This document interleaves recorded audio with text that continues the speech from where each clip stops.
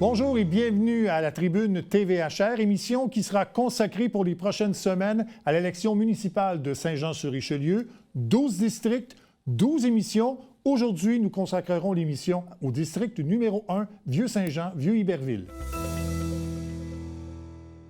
Mon premier invité est M. Philippe Bernier-Lévesque, qui est le candidat de l'équipe André Bouchard. M. Bernier-Lévesque, bonjour. Bonjour, M. Tremblay. Merci de me recevoir. Bien, bienvenue. D'abord, on va parler des enjeux de votre district. Évidemment, ce qui fait jaser, c'est un gros sujet, c'est l'itinérance. Quelle est votre position là-dessus? Là? C'est un enjeu majeur là, pour le district, il faut bien le dire. L'itinérance, ce sera un enjeu dans la plateforme de tous les partis à cette élection-ci. Évidemment, c'est la crise qu'on a le plus au visage. Les gens nous en parlent au porte-à-porte. Je vous dirais que ce qui est important au niveau de l'itinérance, c'est d'avoir une place de dialogue parce que c'est une situation qui est complexe. Les gens qui se retrouvent en itinérance, c'est pour beaucoup de raisons. Puis les facteurs structurels qui amènent ce problème-là aussi, c'est complexe, c'est multifactoriel. Donc, ça prend beaucoup d'écoute et d'ouverture pour s'attaquer à ce problème-là. Ça va prendre des solutions flexibles. D'ailleurs, moi, par mon travail de directeur de Maison Le Point commun, je fais partie de la table de concertation en itinérance au Richelieu-Rouville. Je suis aussi organisateur de la Nuit des sans-abri. Puis, je suis impliqué dans cette cause-là depuis une dizaine d'années, même avec le travail que j'avais avant. Puis, en ce moment, la table de concertation a quand même un plan d'action. La prochaine étape de ce qui manque à Saint-Jean, c'est un refuge pour que les gens puissent aller dormir, parce que le fait de dormir dans la rue, évidemment, ça ne donne pas un bon repos, mais ça augmente la charge émotive des gens parce qu'ils sont fatigués, mais ça ouvre aussi la porte à toutes sortes de situations comme des agressions ou des choses comme ça qui vont empirer la situation des personnes en situation d'itinérance. Il y a un projet, je pense, qui a été rendu public il y a quelques semaines, là, oui. Chapeauté par M. Jean-François Tremblay. Là, ça peut faire partie de la solution, ça? Ça peut faire partie de la solution. M. Tremblay est en discussion en ce moment avec les groupes communautaires pour avoir des partenaires dans ce projet-là. Puis, le projet domicile fixe que M. Tremblay met de l'avant, ça pourrait être une bonne solution pour venir combler ce trou de service-là. Mais ce n'est pas le seul trou de service. Il y aura aussi beaucoup de travail après à faire. Par exemple, pour une soupe populaire qu'on n'a pas à Saint-Jean. On a quelques organismes qui font de la distribution, mais pour ce qui est des repas cuisinés, il y a un trou de service à ce niveau-là. Puis on parle aussi de sites d'injection supervisés, qui est un sujet quand même polarisant, mais qui rentre dans l'approche de réduction des méfaits qui va venir réduire les possibles conséquences sur la population d'utilisation de drogues injectables, par exemple. Oui, oui. Bon, on parle d'itinérance, mais je pense que le logement, on ne peut pas dissocier itinérance et logement. Comment vous voyez la situation? Je sais que ça en prend beaucoup plus, mais est-ce qu'il y a une façon de faire qu'on peut appliquer à Saint-Jean-sur-Richelieu? Il y a, ou dans le district, en fait? Là? En fait, dans le district, je vous donnerai une approche ville, parce que du logement social, ça en prend dans tous les districts, pas juste dans le centre-ville. Évidemment, pour s'attaquer à l'itinérance, ça prendra des logements qui sont supervisés. Mais parlons de logement social au sens large. Le logement social, c'est une solution à la crise du logement, qui est aussi une crise d'abordabilité. C'est-à-dire que les logements qui se construisent, parce qu'ils s'en construisent, mais sont souvent trop chers pour les personnes les plus vulnérables de la société, que ce soit les jeunes, les personnes âgées ou les gens souffrant de problèmes sociaux. Donc, le logement social, il y a eu une annonce au Conseil il y a peut-être un mois de ça d'un fonds pour soutenir les projets de logements sociaux. Et ça, c'est très payant pour la collectivité parce qu'il y a eu plusieurs études au fil des années, mais il y a une étude qui est sortie récemment, commandée par la SHQ, qui a conclu que pour chaque dollar d'investi dans le logement social, tous les paliers de gouvernement mis ensemble vont sauver environ 1,3 $ en frais de judiciarisation, en frais de problèmes sociaux, en frais de problèmes de cohabitation sociale. Donc, moi, ce que je vous dirais, ce qui est intéressant, c'est de bonifier ce fonds-là parce que c'est payant. Puis ensuite, de faciliter, d'accompagner les promoteurs ou les groupes communautaires qui vont vouloir promouvoir les logements hors marché spéculatif. Bon. On est dans le centre-ville, donc tout près de la rivière Richelieu, il y a la place du Quai, il y a des travaux actuellement d'infrastructures dans le centre-ville. Quelle est votre vision un peu de la façon de développer ce centre-ville-là et de dynamiser davantage la rivière Richelieu, là, en fait la place du quai là, et ce secteur-là. Là. Au niveau de dynamiser le Vieux-Saint-Jean, en fait, les travaux qui ont été faits par les années passées, ça rend le centre-ville plus attrayant.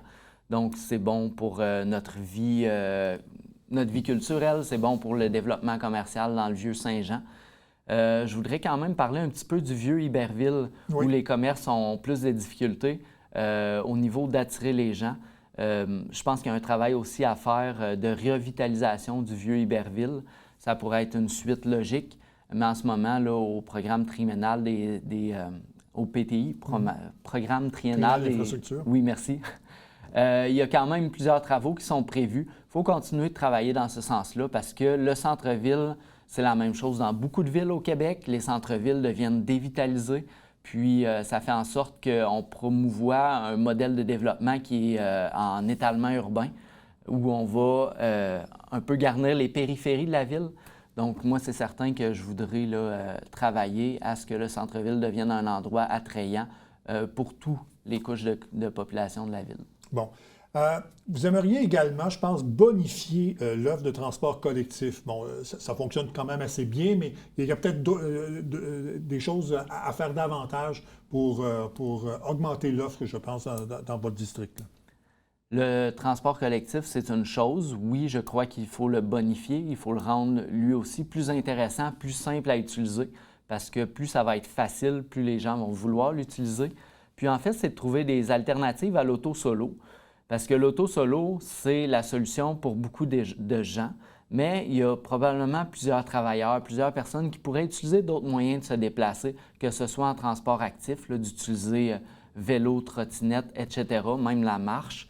Mais pour ça, ça prend des infrastructures conséquentes. Puis les pistes cyclables à Saint-Jean sont pas toutes raboutées, si je peux dire ça comme ça.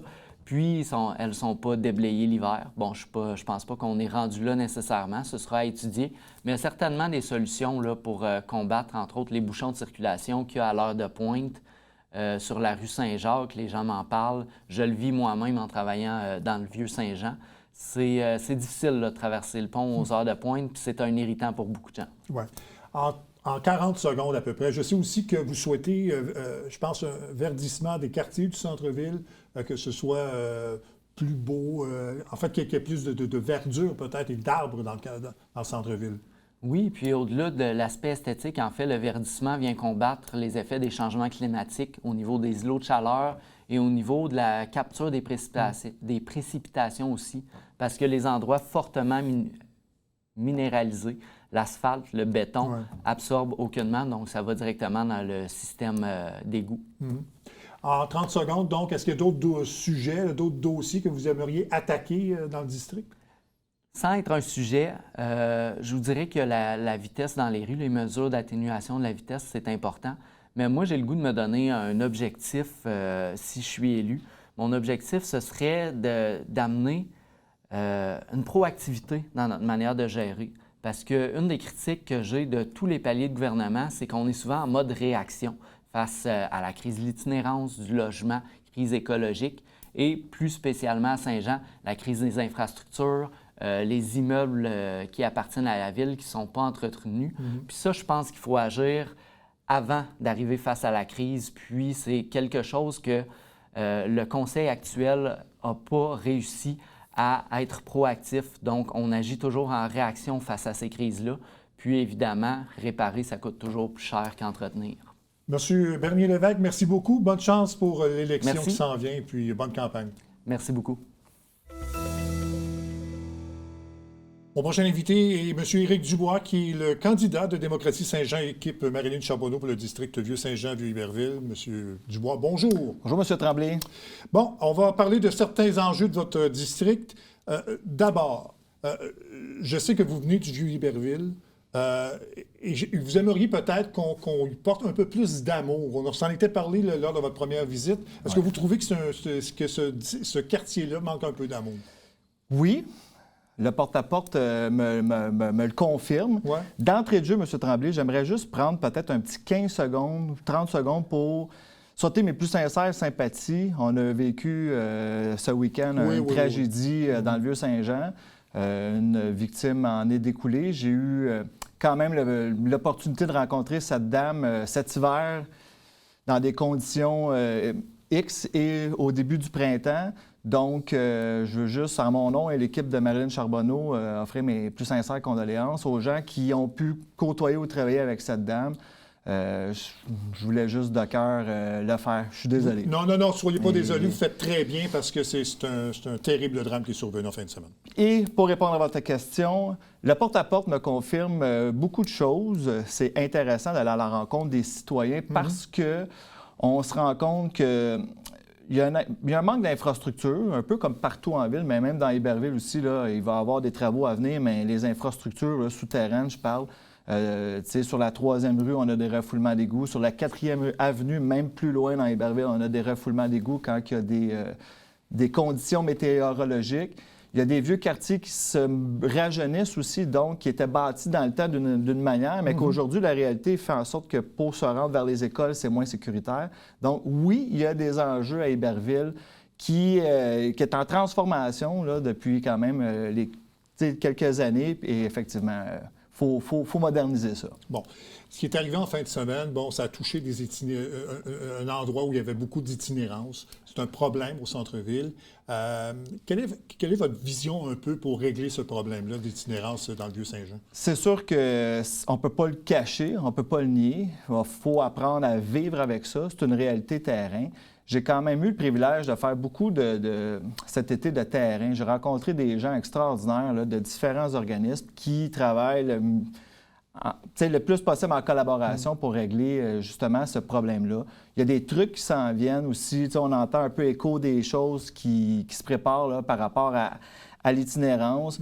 C'est un enjeu où, effectivement, il faut continuer d'épauler la ville avec les organismes, surtout là, de concilier tout ça et de faire face, justement, des fois, quand il arrive des tragédies comme ça va justement rajouter une pression sur notre système. Il faut continuer à travailler dans cette direction-là le plus possible. Est-ce que ça passe par des nouveaux refuges, plus de gens sur le terrain? Comment vous voyez ça? Bien, il faut travailler en amont, c'est-à-dire plus de gens sur le terrain, des intervenants, parce que c'est là aussi qu'on est capable peut-être de détecter en amont aussi si c'est des enjeux de santé mentale, si c'est des enjeux des fois juste d'une mauvaise passe dans sa vie. Donc, il faut quand même prendre le temps.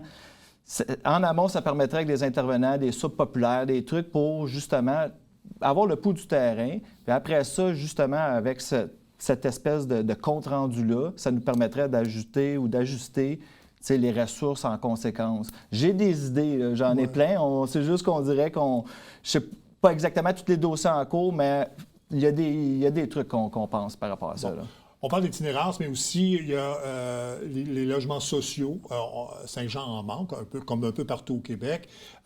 J'imagine que vous en souhaitez aussi davantage dans le district pour aider les gens, justement. Effectivement. Le centre-ville s'y prête bien, le centre-ville de Saint-Jean, ou même dans Iberville, mais le centre-ville de Saint-Jean s'y prête bien parce que, justement, là, il y a encore quelques places où ce qu'on peut profiter de densifier. En densifiant, des fois, on attire des gens à moindre revenu qui peut-être n'ont pas nécessairement de voiture pour se déplacer. Donc, un centre-ville devient viable avec les ressources, petits restaurants ou petite épicerie ou des trucs qui fait que le marché, justement, du Vieux-Saint-Jean s'y prête bien pour donner la proximité là, des commerçants à ces résidents-là et faire une belle mixicité là, ensemble. Là. Bon, il y a beaucoup de travaux d'infrastructure. Ces travaux-là sont nécessaires. Ça occasionne quand même certains irritants pour les commerçants et les résidents.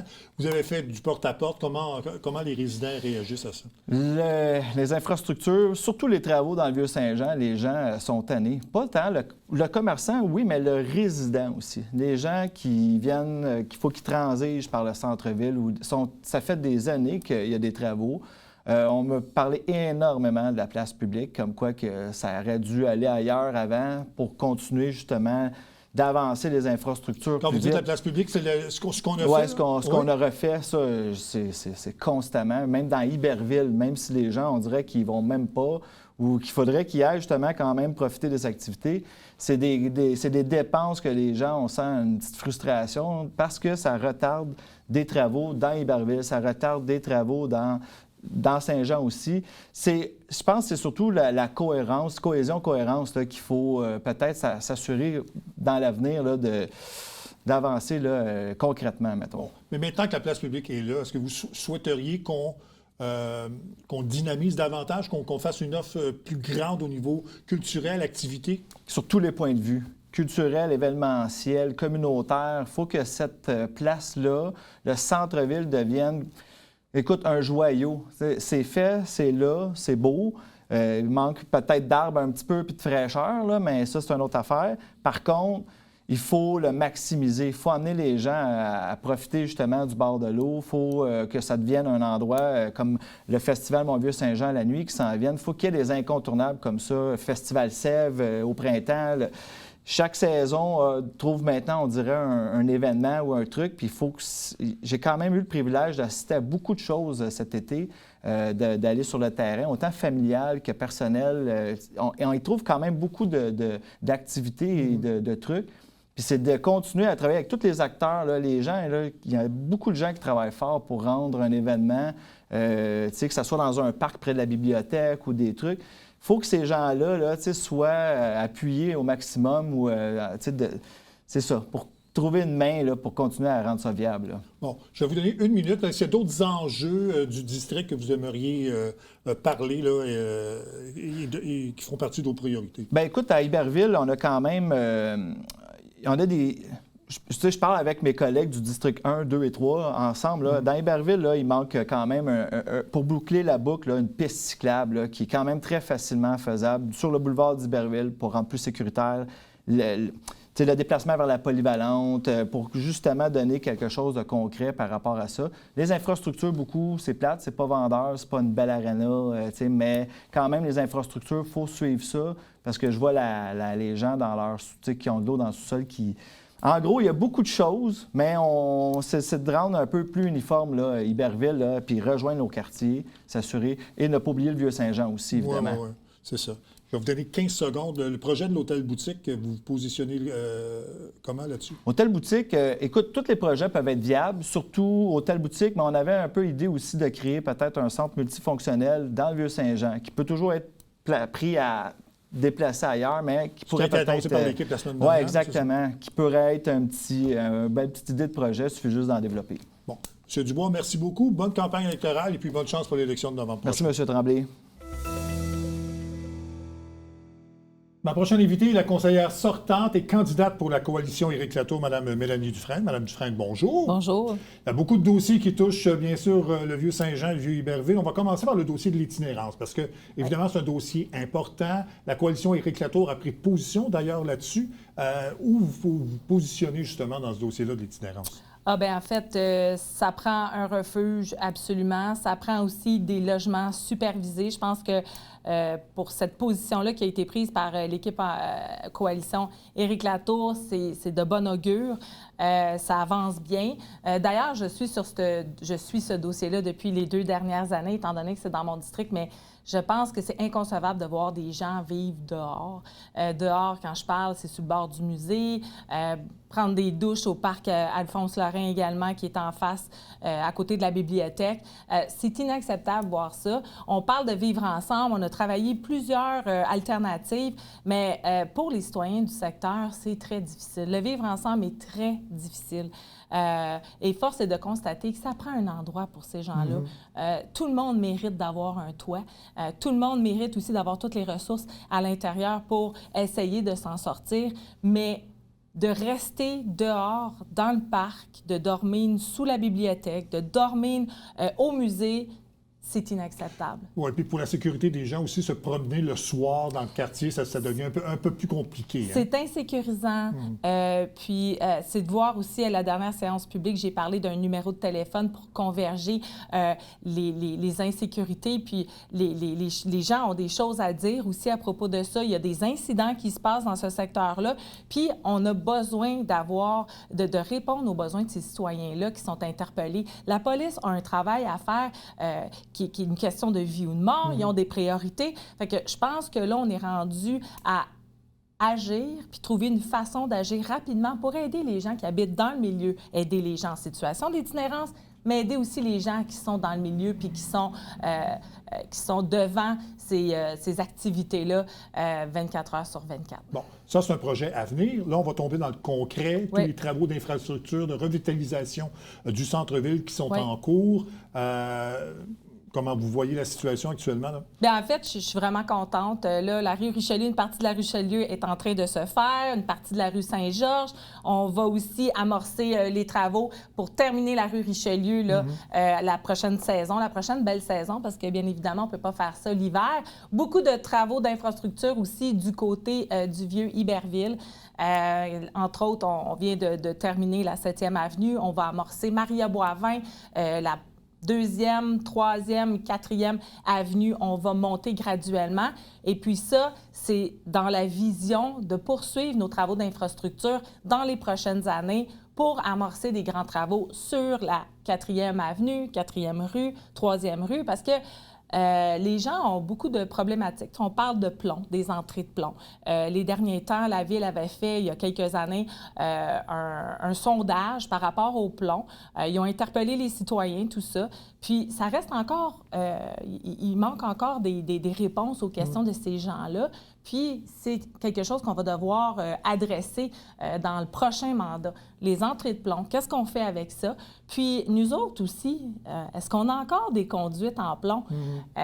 Donc, je ne veux pas m'avancer plus loin là-dedans, mais ça, c'est quelque chose qu'il va falloir vraiment adresser. Bon, on parle de la rue Richelieu, mais il y a la place du Quai aussi. Là, il y a un enjeu de stationnement. Là, en fait, la place du Quai, c'est en réfection. Ouais. C'est un endroit où est-ce que là, je pense qu'il va falloir redorer. Pourquoi? Parce que c'est un lieu économique qui est très important. Les bateaux débarquent là. Les cyclistes débarquent là également. Puis si on regarde juste les deux petits commerces qui sont là, la crème glacée puis la patate royale, ça marche. C'est toujours plein. Donc, notre potentiel économique pour développer ce secteur-là est très important. D'ailleurs, je me suis promenée avec des gens qui spéculent, qui veulent investir. La Ville aussi a fait des rencontres pour notre appel de projet, entre autres, pour l'hôtel-boutique. Donc, ça va de bon train. Même, je discute avec les présents propriétaires à savoir qu'est-ce qu'on peut faire comme projet, comment on peut arrimer ces gens-là aussi pour avoir un projet qui va être stimulant pour le secteur. Mais j'ai bonne foi qu'il y a quelque chose de bien qui s'en vient pour la place du Quai. Mes cheveux gris trahissent mon âge. Moi, je suis de l'époque où vraiment il y avait de l'activité sur les rues du Quai. Il y a même des spectacles de la Saint-Jean qui ont été faits là. Oui. Donc, j'imagine que c'est dans vos projets de redonner un peu ce sens-là à la place du Quai. Bien, on a fait une tentative il y a pas l'année dernière, mais l'autre année avec la Fête du Canada. On avait M. Roy qui était venu faire un spectacle. Ça avait super bien marché. Il y avait eu beaucoup de monde. Moi, je pense que c'est un endroit aussi que...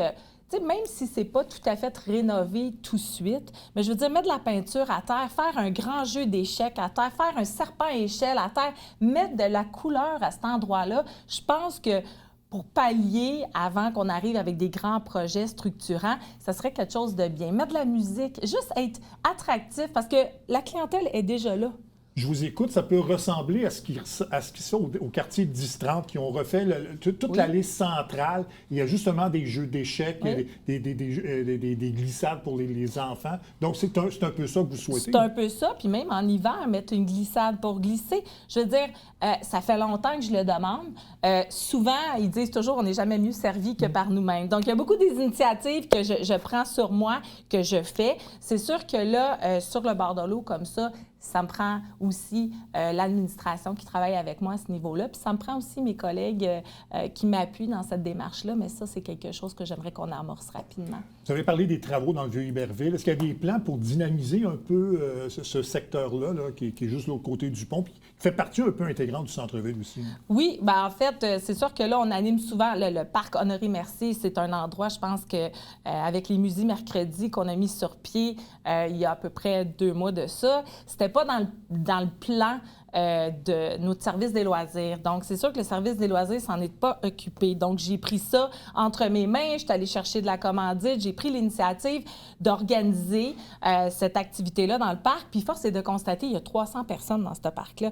Donc, les besoins sont là. Les gens veulent avoir un milieu participatif, participatif, excusez-moi. Ils veulent avoir de l'animation autour de chez eux. L'église, en face de l'église, il faut amorcer aussi à arranger la bordure que je travaille avec l'église actuellement, la bordure du parc Elfèche-Filiatro. Mais tu sais, c'est tous des endroits où est-ce qu'on peut faire des belles choses puis de l'animer. Fait que oui, en effet, c'est important. Bon, en terminant, là, est-ce qu'il y a d'autres enjeux dans le district que vous aimeriez traiter, aborder pour j'aimerais aborder l'aspect stationnement. Je fais beaucoup de porte-à-porte, je rencontre beaucoup de citoyens. C'est sûr que tout le monde prône la gratuité du stationnement. Je ne suis pas contre. Je le mettrais peut-être à 2 heures parce qu'on a quand même besoin d'une circulation, d'une certaine fluidité pour nos entreprises. Il y a déjà dans le passé, ça a déjà été gratuit. Puis ce qu'on a constaté, c'est que les résidents qui habitaient en haut, bien, ils prenaient le stationnement toute la journée. Donc, c'est pas bon pour nos commerces de proximité qui, eux, reçoivent des gens qui viennent de partout en ville. Donc, peut-être un 2 heures, peut-être aussi améliorer notre application Sécurnic, la rendre plus facile, plus adaptée aussi aux personnes, parce que c'est pas tout le monde qui sont agiles avec leur téléphone. Donc, il y a cet aspect-là qu'il faut regarder, mais M. Latour m'a dit là, que le 2 heures, ça pourrait être quelque chose de bien. Puis aussi l'agilité avec la vignette résident. C'est moi qui ai mis la vignette résident sur pied il y a quelques années. Mais là, c'est d'améliorer un peu l'offre de cette vignette-là. Mme Dufresne, merci infiniment. Bonne campagne électorale et puis bonne chance pour l'élection de novembre prochain. Merci beaucoup. Voilà, c'est tout pour cette édition de la Tribune TVHR. Demain, l'émission sera consacrée au district Iberville et Saint-Anna-Sud. Là-dessus, bonne fin de journée, mesdames, messieurs.